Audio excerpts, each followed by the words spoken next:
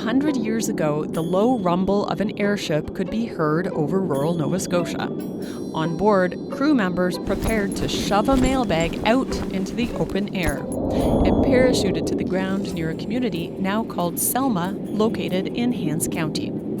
Airship R-34 continued to its destination, arriving in New York on July 6, 1919, with just 2 hours of fuel to spare.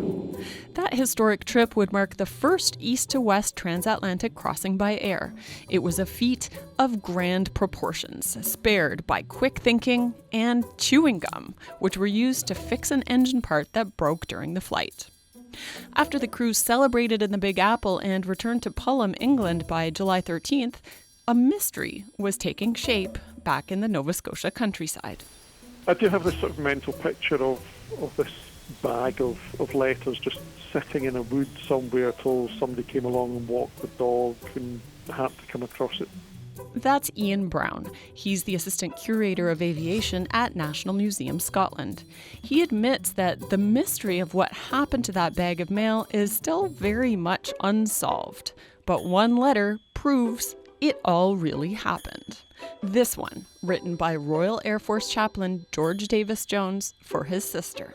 The airship left here at 1:42 in the morning, so he started writing it at 12:45, so just under an hour before the airship left.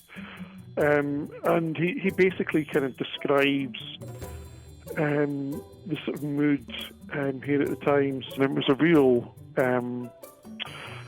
groundbreaking flight. You know, all these bags of mail being carried on the airship are documented in the accounts. So we knew that they'd carried letters on the flight, but we didn't have an example in our collection. So when this came up for auction, we were delighted to have the chance to bid on it and ultimately successfully acquire it for the nation. If you're still wondering why bags of mail were dropped this way, like soldiers behind enemy lines, the answer is this. The crew thought the bags would be found and delivered faster than the alternative, waiting for them to be posted from New York. The irony is that this letter wasn't found until November, 4 months after it dropped from the sky. It was picked up by a man named Milton Weldon. He posted it to Halifax, where it was sent by ship to its destination in Bournemouth, England. The letter is on display at the National Museum of Flight in East Fortune, East Lothian, Scotland, until October 31st.